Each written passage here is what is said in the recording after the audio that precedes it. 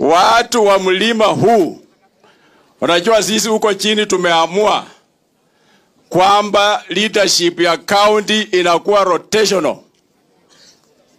Ikitoka saa hii hapa chini Kimilili inaenda Kandui. Ikitoka Kandui inakuja hapa Mount Elgon, kwa vile hakuna Mount Elgon ila amesema.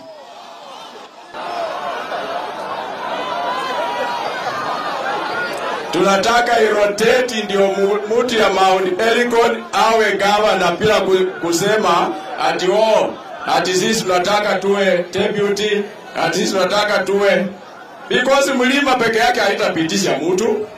Hamwezi pitisha. Mlima peke yake haiwezi pitisha gavana. Tuko ka constituency sub county 9. Timu Wanyonya alinituma salamu, amenipea nilete hapa, na watu hapa mpokee hiyo salamu. Mpokee hiyo salamu ya gavana mpya. Basi na muendelee nayo namna hiyo. Na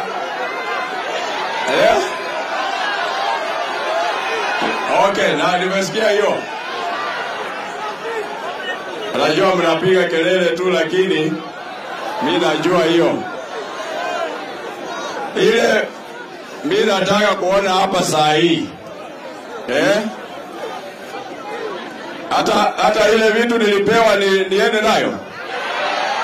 Niende nayo. Wacha nione kama pesa hii hamtakataa. Ninajua wazi hamtaki. Hii pesa mingi ambayo nimeleta, hata nilifikiria mko watu wengi, na kumbe ni wachache. Nimeona mko wachache, hata hii pesa ya nimekuja nayo mwezi maliza. Sasa baada ya hapa nione kama mtapanga laini nifinye ama nisifinye. Nifinye.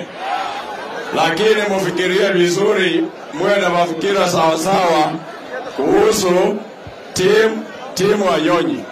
Hiyo ndio ambayo naweza kuachia nyinyi. Huyu Didmus ni muongo, anawadanganya hapa tu. Huyu ni muongo.